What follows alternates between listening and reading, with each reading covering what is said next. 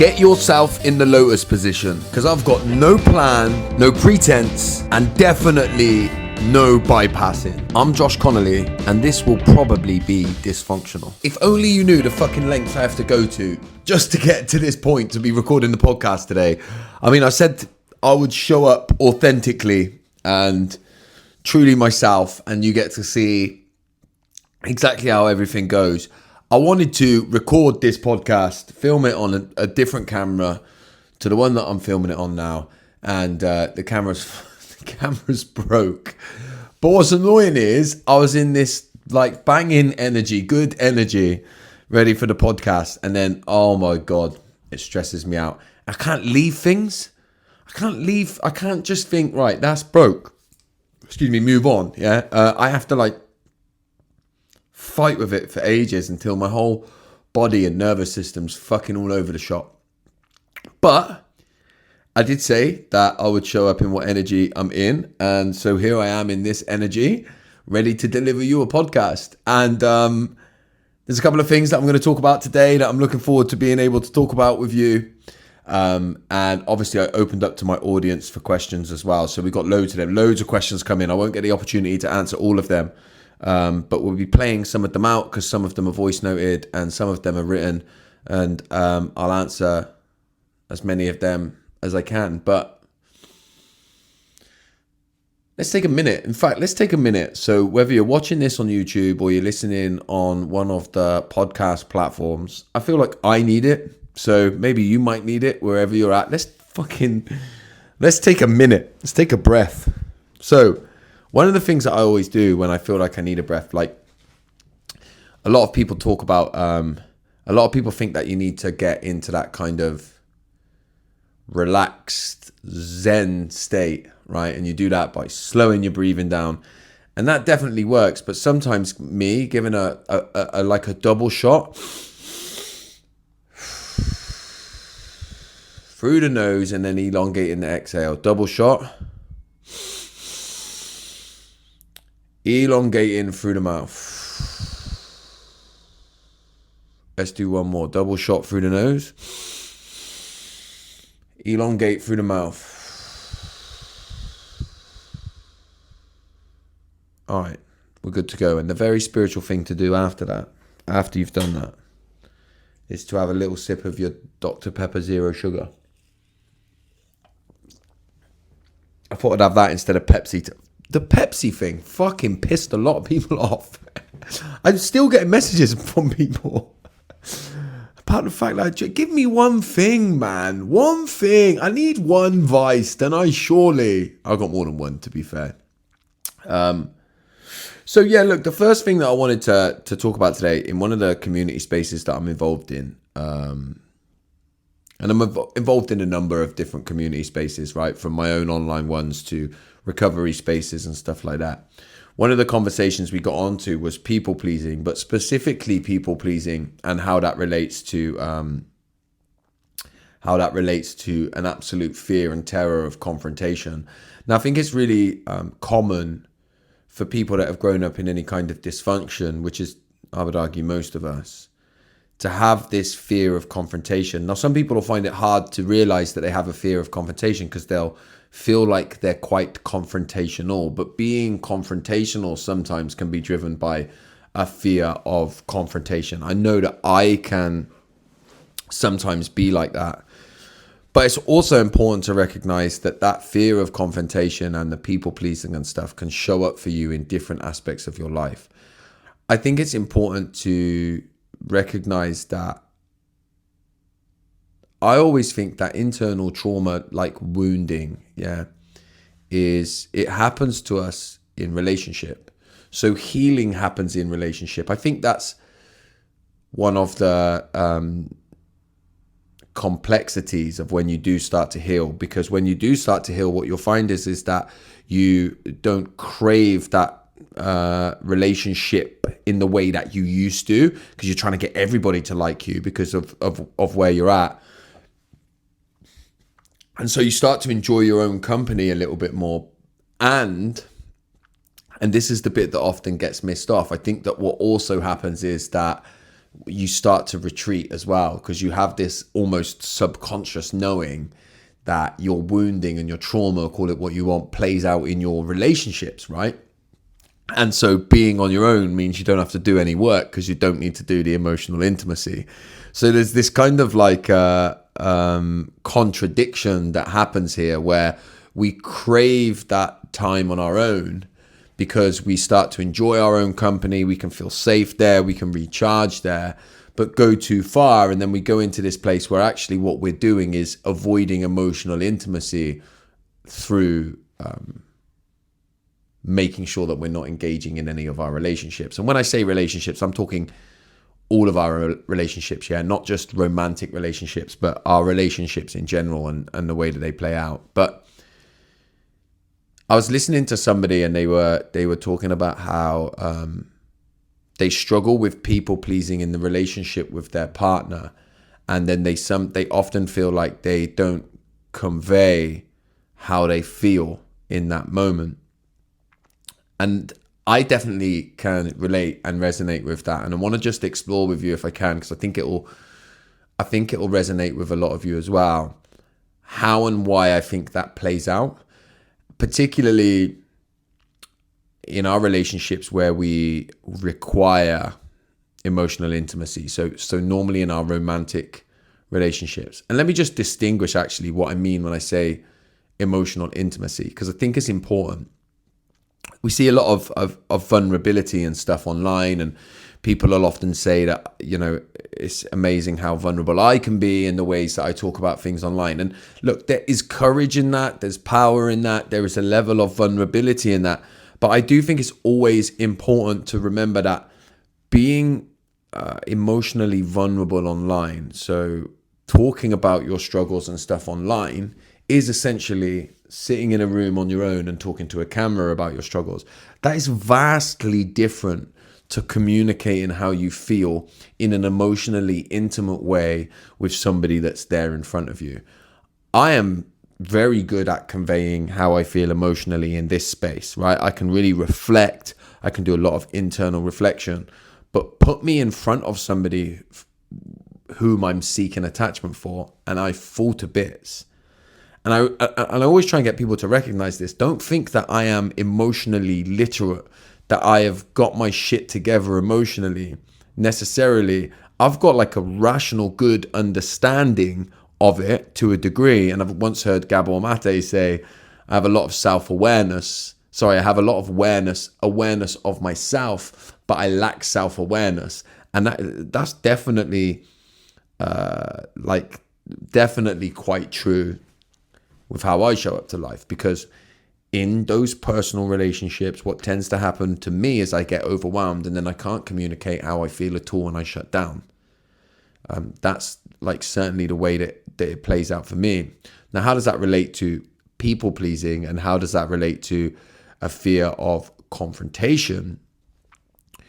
So within all of my relationships, you have to sort of look over the course of my life here to understand this. And try and do this with your own life, right? Look over the course of your life. If you're a people pleaser like me, what you'll find is that instead of developing that healthy sense of self when you were younger, you develop that healthy sense of self under the loving gaze of a loving parent, right? You do that through their unconditional love.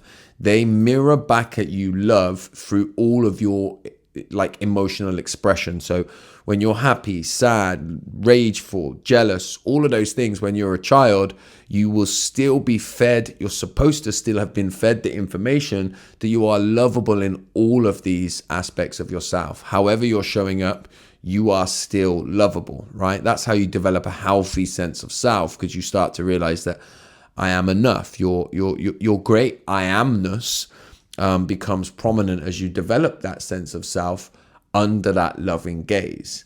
Now, introduce any kind of dysfunction into your childhood, somebody who's not able to have sadness, for example, then you're going to find that you wouldn't have been allowed your sadness. And so you don't develop a conscious belief that I shouldn't be sad because it upsets everybody, but subconsciously you develop that idea. And so you maybe overly simplistically would say you develop a sense of shame whenever you feel sad to stop yourself from being sad, right? Because that's how you be accepted by the very person from whom you're seeking attachment from when you're a child, right? So when you recognize that you all have a parent or parents that sit somewhere on that dysfunctional to functional scale. If you sit right at the toxic end, then your people-pleasing self is probably or likely going to have been really strong. And then depending on where you sit, and there's many other varying factors, right? But you will have developed that sense of people-pleasing. And what a lot of people do, and this is what I did as well, is you develop your sense of self not based around who you are, but based around how you make yourself lovable within that what becomes conditional relationship with your parent. So it could just be that they don't do emotions, so they don't do sadness, they don't do difficult emotions. And so the conditions upon you receiving the love in the way that you needed and wanted it needed be very, very important here. You learned not to bring those certain emotions, right? So that's how the dysfunction sets, right? And it's not, again, you've got to think about this in more of a kind of body sense, because none of this is happening like a conscious level. You don't have a parent that says, or actually sometimes you will have, but you don't necessarily have a parent that says, don't be sad because I don't like it. But their actions, the way that they show up, their energy, how you feel and experience them when you were a child would have taught you that message. So what happens is you don't develop that healthy sense of self. Here I am in all of my freedom and all of my glory, my great I amness. You don't do that, right? You develop this sense of self based on how other people see you. So then it becomes hard to relate to yourself free from other people, because you build a whole personality and you build your whole persona around how useful and happy you can make everybody else. So when there's nobody else around, you've got no idea who you are or how you feel, because you only know how to relate to yourself through the lens of how you've made other people feel. So instead of going out into the world and sharing who I am, giving you my great I amness, entering into relationships with a sense of freedom and saying, here I am in all of my glory, how will you accept me? Or do you accept me? Will you love me? That's too much of a risk. And so you just work out exactly who the people want you to be, and then you become that version of yourself. They get this great connection. In some cases, it can mean that you become really, really likable because you're very good at doing that. You could put you in a prison and you'd make friends with the prisoners, or you could put you in a spiritual place and you'd make friends with all of the pastors. The social chameleon is sometimes the kind of neater way that we put it, right? But ultimately, it's self-abandonment in an attempt to be lovable. And so you can see how that can then develop into your relationships. And so then you can find yourselves in your relationships feeling misunderstood. You think, well, why don't they understand me? But actually, if you break it down, what you're trying to get them to do is become a mind reader, right? You want them to just understand you, even though what you're presenting is something different, because you're presenting what you think they want you to be in order for them to like and love you. So of course you feel misunderstood. And what actually happens is you become quite the appeaser. So rather than in any given situation conveying who you are, what you need, how you're experiencing the situation, how you would like your partner to show up for you, how you hope that you can show up, what you need of them in that situation, you don't do any of that, right? You appease in order to be liked and to be loved.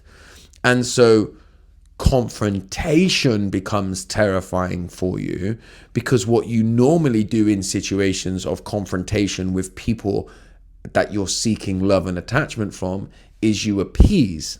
Now, people think, oh, being an appeaser or being a people pleaser, that's nice, right? You just want everybody to be happy. You're just a nice person. Like what it's actually quite a good way to be.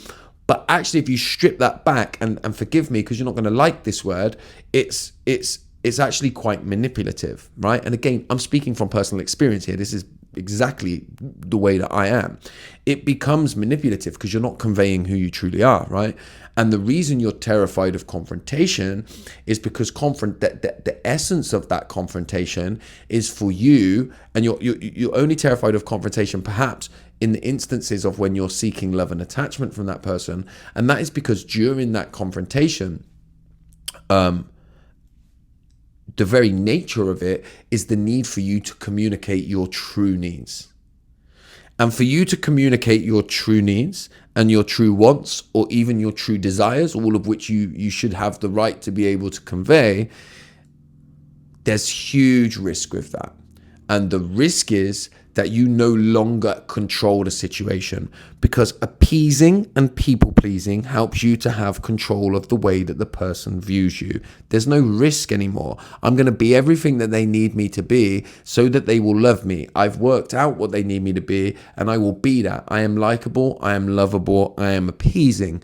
Take that away and communicate your true needs and what you truly want and desire in that situation. You risk them not liking that. What you are doing is relinquishing control of the situation, because people pleasing and appeasing is an attempt at controlling the way that people see you, the narrative around you. So of course you're terrified of confrontation.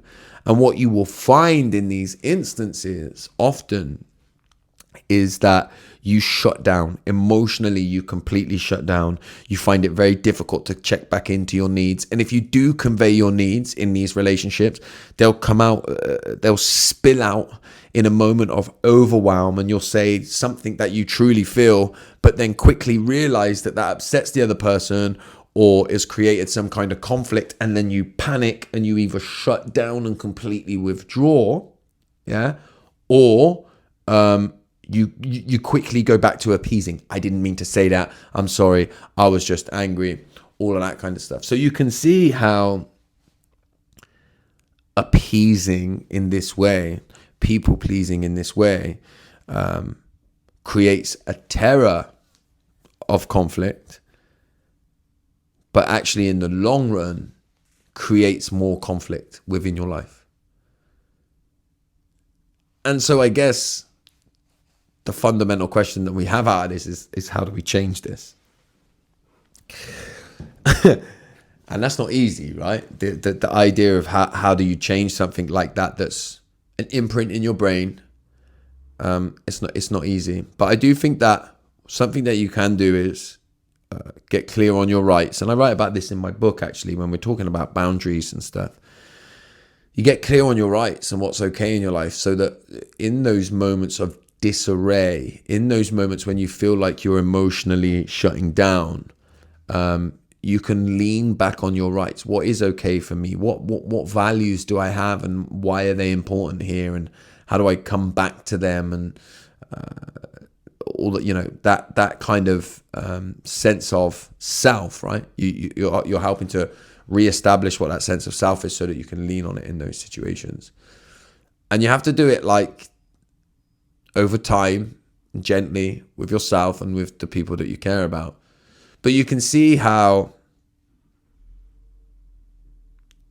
influenced we are by the things that happened in our childhood. And listen, to kind of go with a bit of a gear change here, I don't think that that's talked about, and I say this a lot, but I'm going to say it again. I don't think that's talked about at a policy level. We don't talk about things like, people pleasing and stuff like that. When you think about like the mental health conversation and the ways in which people struggle, we don't talk about this. The mental health conversation is always built around what's wrong in your brain, right? Why, what kind of malfunction is there? What kind of diagnosis means that you're like this? And we never zoom out and go, well, hang on a minute.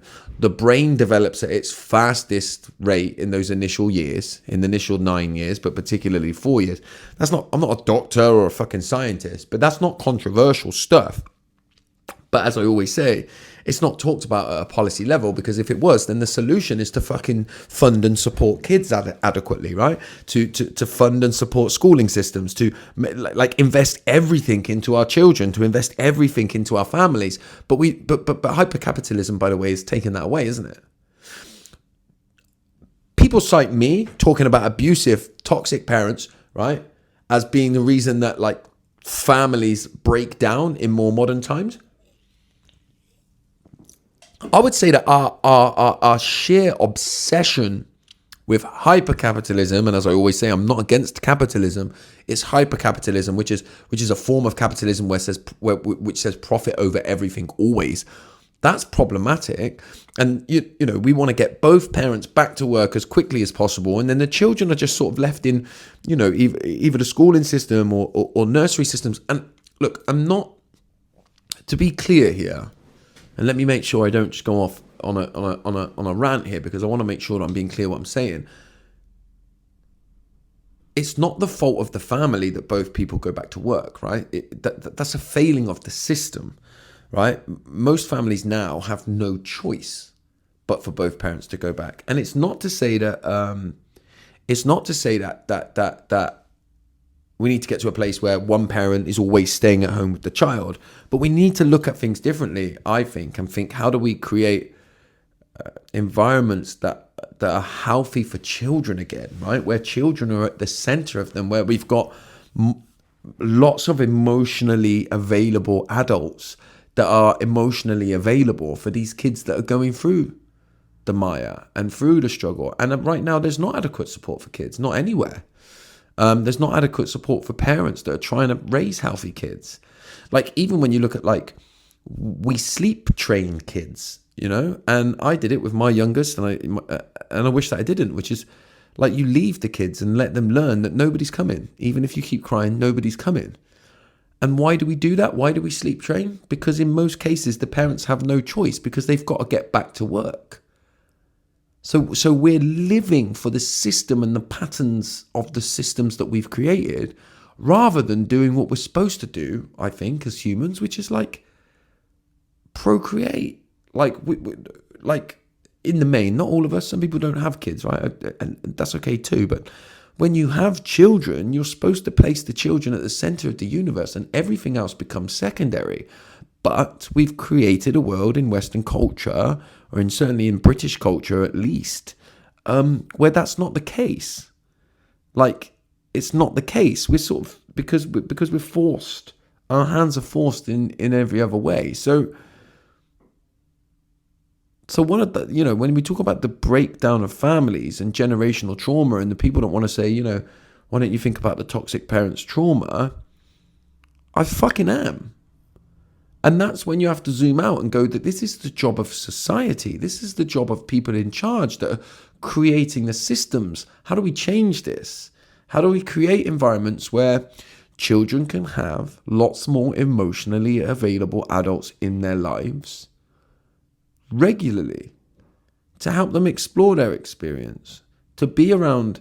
Because it's impossible for most working parents or non-working parents. What am I trying to say? It's impossible for parents within British Western culture to be emotionally available for their kids all of the time. I mean, it's a fucking hard thing to do if you had nothing else to worry about as well, right? So it's not to say we need to make, you know, you need to be a parent, you need to be fucking emotionally, I'm not emotionally available for my kids all the time. So we need to have communities, so that when a child's mum or dad, or both, if they're lucky enough to have a two-parent family, when they're not emotionally available, there's other emotionally available adults around them all of the time. We don't on the whole create emotionally available adults at schools, because we're so, you know, academically so keen to put people under so much pressure. Like, and this isn't teachers' fault. Again, this is the system's fault. Because they're under so much pressure, because you go into schools and you speak to good teachers that went into the job because they want to support children, they want to make children's lives better in the future, find that they end up not being able to do that because the system's stacked against them, because they've got all this academic pressure. And again, like, people then want to polarize and go, well, fucking hell, they should all just be going to school in the forests and doing forest school. And I think, listen, forest schools are great and all that. I'm not against the polarization in this instance. But what I'm saying is that Like, how many subjects do kids do now? You know, like fucking history, maths. Like, most of these lessons you can find out by fucking Googling, right? I know that sounds ridiculous to sort of say and overly simplistic, but why don't we take some of this academic pressure away? Do kids nowadays really need all of these GCSEs? Do you use the GCSEs? Like, I think I've never used mine. I mean, I don't know how, you can just fucking lie about them anyway, can't you? In most cases. So I don't think the way that, certainly in 5 to 10 years time, I don't know if any companies will really be looking for GCSEs. I know you need your basics, your maths, your English. Skeptical around science, if I'm honest with you, Western science, but I know that let's leave that in there. Certainly biology and stuff like that. I know that you need them, but the rest of them, does everybody need them? I don't think they do. And I always use the example that when I go into a school and they ask me to do a session for a bunch of kids, like, I can be halfway through the session delivering like a resilience session or whatever, and I might notice that some of the kids are getting a little bit overwhelmed, that the energies have got a bit too much for them, and I can use my intuition and go, you know what? Fuck this, the workshop that I'm going to do. This ain't working. You know, they're not up for this at the moment. Let's do something else. Let's spend the last 20 minutes bringing them back into their bodies and having a bit of a laugh, because that's what I sense this group of kids need, right? Teachers can't do that. They can't be halfway through a maths lesson and go, do you know what? Feels like there's a few kids in here that have had a bit of a bad night for whatever reason. We're not going to finish maths today, right? Look, teachers can't do that because they'll fall behind academically. And it's all about, you know, how do we fucking take kids from B's to A's, or they keep changing the grading system, don't they? But, you know, and so that then comes down again to us and us as people and as a society. What are we demanding from the people in power when it comes to this stuff? And we all get lost as well, because we're not demanding that shit, are we? I don't think we demand that stuff at all. So I'm not really sure. I'm not really sure how I got onto to the school thing. I started off talking about people pleasing and appeasing. Started off talking about how much of an appeaser I am, and then and how terrified I am of confrontation. And I've gone off and just been confrontational about everything.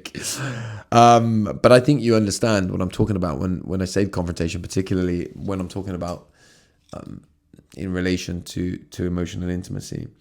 But the next thing I wanted to talk about, because I saw a story in the newspaper recently, and it's kind of linked to what we were just saying. Like, I believe that, you know, if you listen to like Gabor Mate, I know he often says if you get the first 4 years right, then the rest, you know, will be a doddle. And if you get the first 4 years drastically wrong, then you're up against it. I don't know if Gabor says the second bit, but that, you know, that is the opposite, right? But I saw a story in the Telegraph, which I don't read. I don't read any newspapers. Do people read newspapers anymore?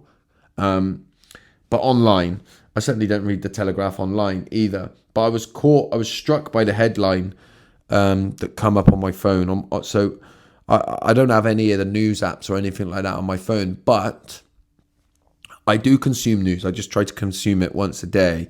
I think it's important to try and stay up for the world, but then to go and do your own research, particularly through the sort of mainstream media. And actually, let's just talk about that for a second, because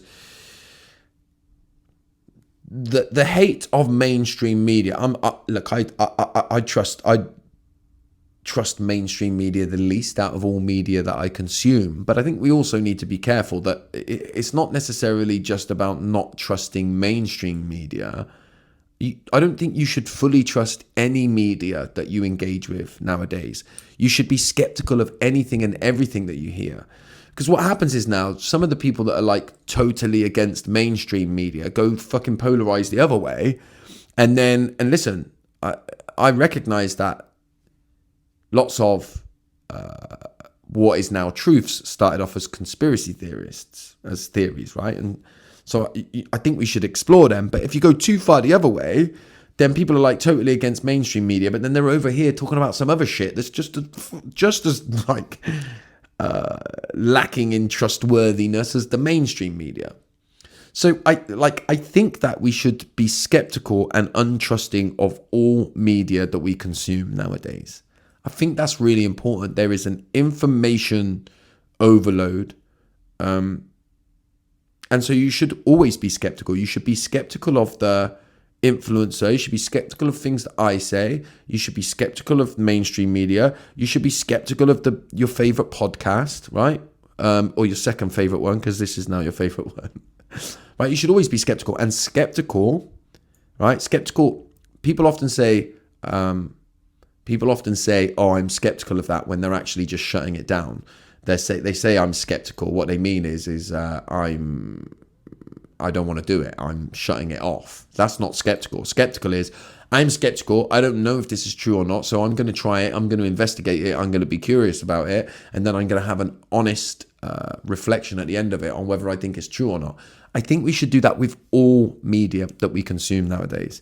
Rather than just making one the devil, one, look, I would argue that probably mainstream media is the worst because it's a big hyper-capitalist corporate machine.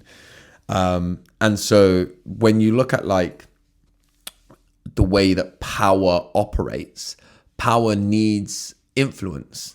And so the biggest influence, and this is changing and why they're panicking, but the biggest influence up until this point has always been the way that we consume news. But if you go back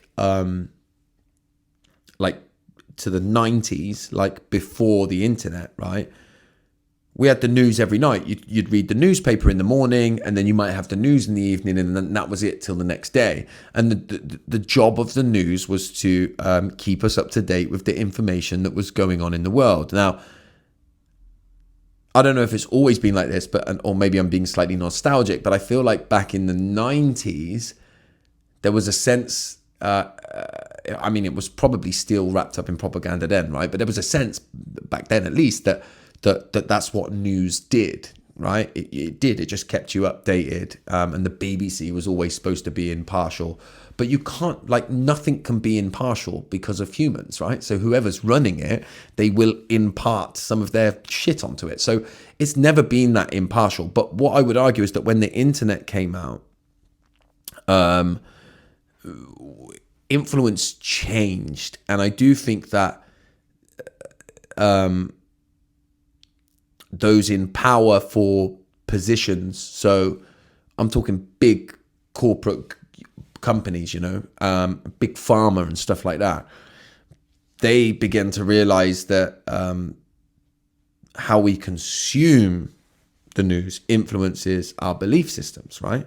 So, and I think people have woken up to that a little bit, that just because it's on Sky News, it doesn't mean that it's not been fabricated or altered or manipulated or changed in some way, or had at least some influence on it to influence the way that we think. Of course, I think this is changing now in the era of podcasts and information. Now people can go and consume different information, but that different information is still always going to have influence, right? No information is impartial. I'm not impartial, right? We can all be as impartial as we can, but I'm fucking influenced by the 37 years that I live on this life, right? So how I view a situation is different to how somebody else is going to view a situation. And to pretend that we can reach this place where we're completely impartial, it's almost impossible. I'm going to always impart some of my experience on stuff. So I think that skepticism is important. And it's okay to disagree with people that you really like. I think that's important as well, because we all have our hero teachers. So if I look at the most obvious one for me is Gabor Mate, right? It's been my hero for years and years now, my greatest teacher. I don't agree with everything that he says though. But in the beginning, you get a bit like that, don't you? You put these people on a pedestal and you believe everything that they say. But that's how sort of the madness of crowds begins. That's how groupthink begins, right? So it's really important to always think, do I believe that? Let me break that down. And then allow yourself to change your mind as well. Like, it's okay to sit on the fence. Sometimes the most courageous thing you can do is sit on the fence. And sitting on the fence is always portrayed as sort of like being a sort of weakness, right? But I don't believe that's the case. Not always a weakness. Sometimes it takes great courage to sit on the fence and say, you know what, I don't have a fully formulated opinion on this yet. So to come to the story anyway, in the shitty Telegraph that you should definitely not read because they're full of shit. Right? I was very intrigued, and it links to what we were saying about childhoods. The headline of this article is, I had the perfect childhood. What was it about me that made me an alcoholic? And then the subheading is, while some link certain personality traits to addiction, one woman puts it down to something in the brain that means we're unable to stop. Now, I thought this was super interesting, and I've just realized that somehow I was able to read the whole article the other day when I got it out. Maybe I was a test allowed to read it. And because it's the Telegraph, they want me to pay, and they can go fuck themselves. I'm not going to pay. But ultimately, she went on to say that, listen, she's had she had the most perfect upbringing and the perfect childhood, and her mum and dad loved her very much. And I thought it was interesting. For me, let me just say this from the beginning. For me, that's a little bit of a red flag when anybody's got any kind of neurotic struggle or addiction and they say it was the perfect childhood and my mum and dad loved me very much. I'm always a little bit like, yeah, well, let's see. And by the way, to have experienced the kind of trauma and the struggles that could impact you when you were a child, you don't necessarily have needed horrible parents, right? You could have felt like you weren't loved because of, the way that love was conveyed and how you were able to receive it, for example. So I'm always skeptical when somebody says I had the perfect childhood. And what I think is interesting about this lady, and I'm not going to say her name, but she's 68 and had an idyllic childhood in the Surrey market town of Staines. She goes on to talk about some of her greatest memories of how she used to love sitting at the bar with her mum and dad in the pub. And I know it was a different world back then, and lots of us spent a lot of time in pubs. But I'm straight away thinking, well, that you grew up in a bit of a drinking culture and a bit of environment if you liked sitting at the bar. And it goes on to say that she's sober now, but in the past she's had to detox 3 times. And her point was like, look, my childhood was so great. There's just something in my brain that means that I can't stop. Now, I do think that there's a genetic component when it comes to addiction. For me, my belief is that that's our level of sensitivity. Okay, my level of sensitivity, for me, I think is a big distinguisher of the risk factors of me becoming an addict. I definitely feel that there is something in my brain that makes me when fucking dopamine and all your chemicals that people love getting involved in and talking about, that's not my bag, but all of that stuff. I definitely think that my brain is slightly different in that way. Was that through injury when I was young, and I mean emotional injury, or was I born that way? I think it's probably a cocktail and a mixture of both. But this lady says that what makes her an alcoholic is something in her brain that makes her not be able to stop. I would argue, what is it in your brain that makes you start? Because this lady in the article, she went through 3 detoxes before she got sober. So 3 times she had to physically get herself off of alcohol. My question is, if it's just something in your brain that makes you not stop, why did you start after the first detox? Why did you start again after the second detox? What was happening in your life that after all of that ordeal drew you back to wanting to use alcohol? And I would argue that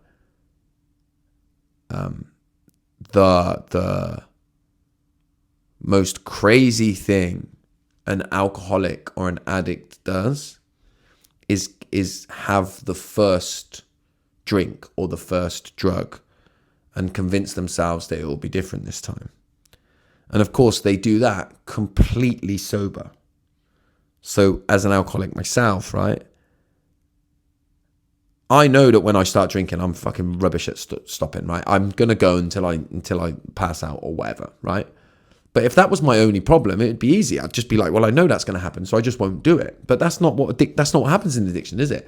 The craziest thing that I did was when I was sober, no alcohol in my body whatsoever, is I convinced myself somehow at some subconscious level in many ways that this time it was going to be different. So that's nothing to do with not being able to stop. That's something to do with my life, something to do with the ways that I feel. People talk about cravings all of the time, right? And people act as if people say, "I'll do this to deal with your cravings," right? If your problem is sugar, people will say, "Eat this because it'll deal with your craving." It fucking won't, because a craving for alcohol is not alcohol. It's not the power in alcohol. It's not something in alcohol that's calling me and it's unstoppable and I can't break free from it. That's not what it is. That's not craving. A craving is me running away from something. It's a feeling inside me in this moment that I feel like I can't deal with, and that I believe there is a solution to that in alcohol over there. And as somebody that's been free from alcohol and drugs for like over 12 and a half years now, I can see every day why I went to alcohol and drugs looking for a solution. Because I've got to tell you that there's moments in my life where I would give anything to not be in my body. Like particularly if I sit in my office, if I'm doing work that means I'm sat down and I'm on my own and I have to just be up in my head for a bit. Like I can't tell you what happens to my body and the way that it makes me feel. And it happened to me last week, right? And actually, let me talk about this for a minute and then we'll go on and we're going to do a couple of questions. I was flying last week, with the podcast coming out and all stuff like that. And then I have this crash, man. And you can't understand if you don't experience it, what that crash is like for me and what I feel in my body and how I just want to run away. I just don't want to be there anymore. I don't want to be in my body. I can't be there. I can't experience life like this. It's too much for me. And I have to ride that wave out, man, because that comes pretty regularly. And once upon a time, I would link that straight to alcohol, and because alcohol would work. It would take me out of that. And I think it's a real disservice to alcohol in the way sometimes that I see sober communities talk about it. When they're like, alcohol does nothing for you, it's nothing but a poison. I'm like, fucking hell, man. You're not drinking the same thing I was drinking, because it did everything I needed it to do. It did everything I needed it to do. I know people say it only delays the problem till tomorrow. Well, fucking brilliant. Let me get through today. That's why I drank. Like, let me get through today. Like, oh yeah, but you're only going to have the problems but worse tomorrow. Well, fuck. I've got to try and make it through today, man. I've got to try and make it through today. And, I still struggle in my life now. I still struggle in my life today to do that, to make it through the day sometimes. And again, look, I know there's people online that will tell you if you just fucking do whatever X, Y, and Z, then it will go away. But it's not been like that for me. Okay, let's do some of the questions. So I had one come through. I'm going to read this one to you. It's an email. I'm not going to read any of the names when I do any of these. Just some people have left their names, but I'm going to not put them in. Hi Josh, myself, my mother and my sibling fled domestic violence when I was a child. I always thought my father was the bad parent and my mother was the good parent. When I was 12 years old, my mother was left pregnant and I helped her raise my severely autistic half-sister. Our family did little to help, but I was there, so I had this. I have an adult response. I had adult responsibilities placed on me as my mother couldn't cope. My default role is fixer. Yeah, we can all relate to that, right? And my default position is not to speak out or it will make a bad situation worse. I get that really links actually to what I was saying earlier about the appeasing, right? I would go to school and be bullied, then come home to an unhappy home life. Wow. My coping mechanisms were writing lyrics, listening to music, eating disorders and self-harm.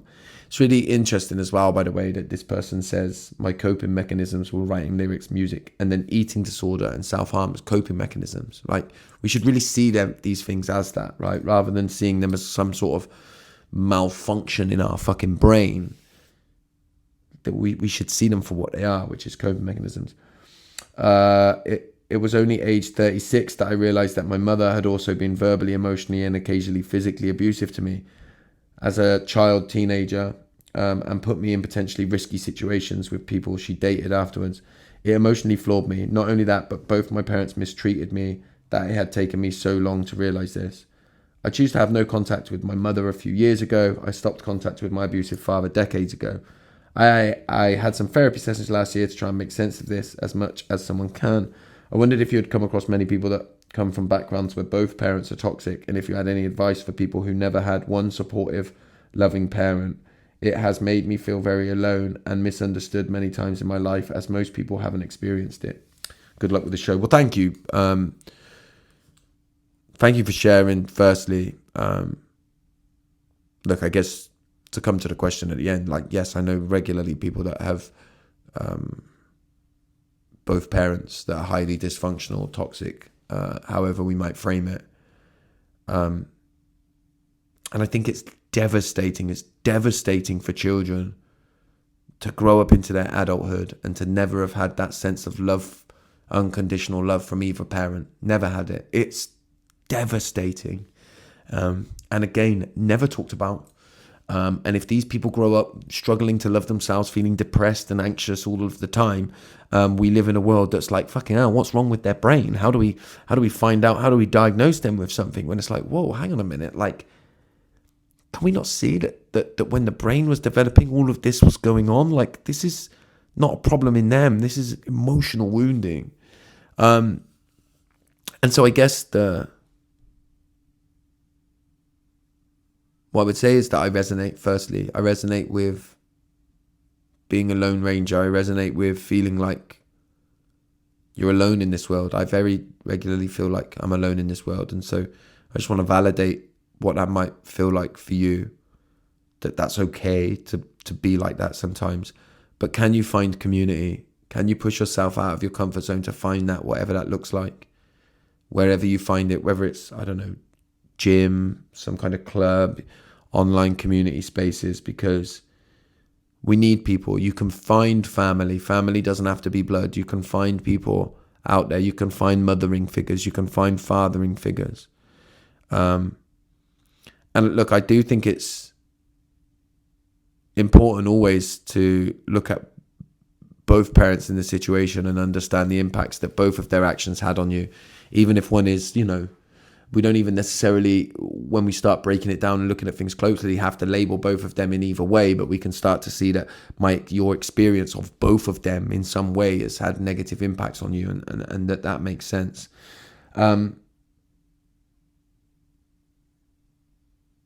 I think you are misunderstood. Let me say that as well. I think it's important. Like, we often feel, we say, I feel misunderstood. I think you are misunderstood. I think if you've grown up with parents like that, in that way, that didn't love you, or at least gave you a sense that they didn't love you. Whether, you could argue till the cows come home about whether they did or they didn't, right? But actually it's irrelevant, isn't it? If you experienced a sense that you weren't loved when you were a child, then that was the truth. That's what you experienced, irrespective of how we rationalize it now when we're adults.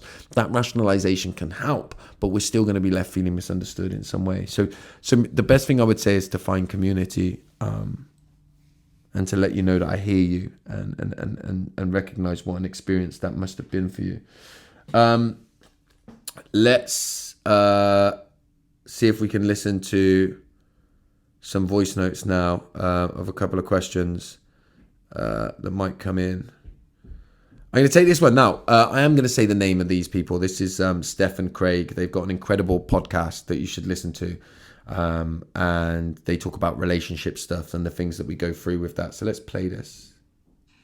Hey Josh, loving the new podcast. Keep it up. It's really, really good stuff. Let's put it on 1.5. My question for you is, what's the craziest experience that you've had, whether it be through breath work or some other sort of like spiritual experience, out of body experience, whatever it might be? What's the most craziest one that you've had? Completely free from any sort of substances, by the way. I'm excited to hear the answer, man. Keep it up. Well, thank you to the question. Let's turn it off. Thank you to the question. Thank you for making sure that you clarify at the end that it's free from alcohol and drugs, because we'd be here all day. the one that I'm going to pick out as the one that I really remember vividly and clearly. So I find it very difficult actually to see things in my mind. So when I visualize stuff, I don't necessarily see it, but I can have a sense that things are going on, which is kind of weird, really, but hard and hard to explain. But I regularly interact with my inner child. And I've had a couple of experiences with it. The first time that I ever interacted with my inner child, I remember going to see them. In my mind, I was there and like I'd gone over and my inner child was like had taken was at like a plant place, like a bush shrubbery thing. We was in this big garden. I was doing like a visualization that I was listening to in my ear. Fucking hell, I can't think of the word, but you understand what I'm on about. I was listening to the visualization, and was in a big garden. So I went over, and this little me was there, and when I got there, I was in my mind thinking, when I get over there, I'm going to ask them what they need, how I can be there with them, and all this kind of stuff. It was a guided meditation, yeah. And when I got there, I was about to like fucking chuck all these questions. What do you need? Let me give you all this stuff. And the little me just like held the flower in front of me. And I was like, I had this big realization in my head that it doesn't need stuff. The little me didn't need stuff. It just wanted someone to be with him. And I had this big realization that fucking hell, I feel emotional from it. Like, for all of the things that I experienced when I was a kid, and all of the healing work that I try and do, and all of these extravagant things that you try and think about, the little me just wanted somebody to be with them, to share that moment with the flower, not to fix them or change them or take them away, or make my dad stop drinking. Like, all of that, like, I'm sure all of that stuff was there, but it just wanted to be seen. And that was like a big moment on my journey, discovering that. And, you know, inner child work has become central to what I do. I'm going back probably 8 or 9 years ago when I had that visualization. Cool. It probably would be that as well. Then the second one that I had with my inner child, which is a little bit more funny, but still a deeper thing. If I get deep enough with the breathing, right, and with the breath work, I have these. They're not visualizations. They're weird. I have a sense that these things are going on, and I was like in my mind on this big chat show, right? And there was like an audience there, and I was talking about the things that I want to do in the world and all that kind of stuff. And then my inner child was like trying to get the attention from backstage, and the interviewer was like, "This sounds really crazy, right? But these are the things that happen." And the interviewer was like, "Fucking, oh, who's that behind you?" And I was like, "Oh no, ignore them. Don't worry about them. Don't worry about them." And then anyway, long story short, my inner child comes out, gets invited out by the chat host, and the crowd's going mad and like cheering and all of that. And then my inner child comes in and sits on my knee, and then the interviewer's like, "Are you not happy with all of the things that you're achieving?" And then my inner child was like, "Yeah, I'm really happy with all of that. And I don't really care about it." And I was like, I could feel like my ego part of myself, like my arrogant part of myself being like, "What the fuck? What do you mean you don't care?" And then I realized again, like, all of this is great, but sometimes we just need to be. We just need to be ourselves, not this version that, you know, that gets loved because you help everybody, or that's out there in the world doing that. What about us? Like, how do we love ourselves? How do you love me, the little version of you, free from everybody else and what they think? And again, that was like a big moment. And the learning from that is that I come back to my values. I come back to what brings me joy, what makes me feel loved, what makes me feel like who I am. And that's huge. So yeah, great question. Steph and Craig show. You should go and see them and check them out because they're incredible. Right. We're going to do one more. I'm going to do them in order. So for the people who haven't had their question today, know that there's more. We'll do more on the next week. Hey Josh, loved the first episode of Dysfunctional. Took lots of notes. Was amazing. Question. I wanted to come up with a funny one, but alas, I could not. And now I can't even remember what it is. Hold on, let me think. This is so me on a voice note, by the way. That's what it is. So I'm starting my healing journey, cut off from my parents, been about 7 months. I'm 54 years old, so I'm old to be starting this dang journey. Happily married to an angel man. It doesn't matter, man or woman, but I have found myself pulling away from anyone and everyone who truly loves me unconditionally, and I do not know why. Like, I feel paralyzed with fear. Is that normal, or am I a psycho? I mean, I know I'm a psycho, but is that normal? If you answer it, that would be great. Have a great day, and thank you so much for all you do. Thank you. Hey, Jeff. I love the am I normal or am I psycho, and then correcting, going, well, I mean, I know I'm psycho, but like, is this normal? Like, fucking that's like, welcome to the wonderful world of my. I just knocked my book over. That's the wonderful world of my head, by the way. Again, this is interesting, isn't it? Because the universe must be helping us out here. Because I've talked a little bit about this. Fucking book's gone again. It's staying down now. It's interesting, like, because I talked about this earlier, right? Of how we can retract from everybody. Because as we turn our attention to our wounding and we begin our healing journey and we start to see that the wounding's there, some of the kind of more unhealthy coping mechanisms that we may have used, we no longer allow ourselves to use them because we see them for what they are. But then you take them away and then all of a sudden you feel fucking raucous, right? You're now just like, just open to the elements. And so it's natural that you then start to withdraw, because now you've got to do emotional intimacy and you've got to try and do it properly without all of the old school coping mechanisms and the old school strategies that you had, right? And you've got to try and replace them with new ones. And here's what I think is, as a way to try and navigate this, and I ain't a fucking expert by any stretch, good at talking about it, not an expert at living it and doing it necessarily. But what I would say is that alone, on your own, if you can journal or just reflect and maybe voice note. I like to voice note to myself sometimes.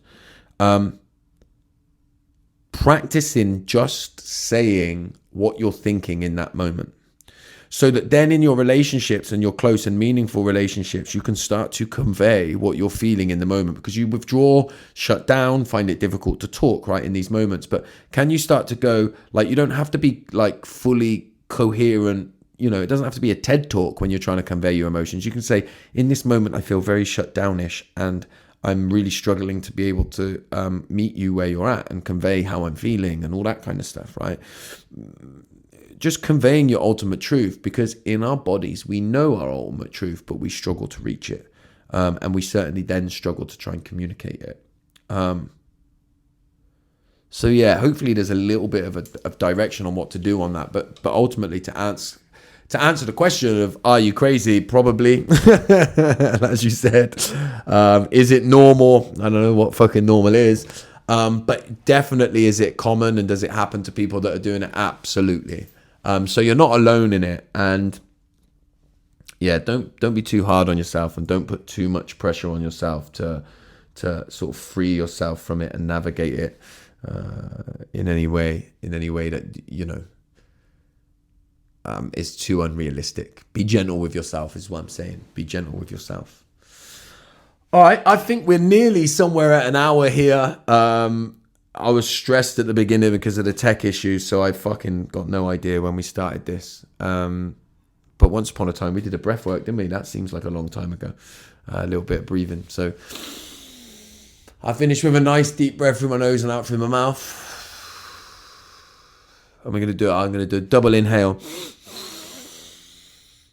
Let it out with a sigh. Good. Sip of the zero sugar Dr. Pepper to finish. Listen, I think we went in a lot more today. I felt like the first podcast was a little bit vanilla because I was just finding my way.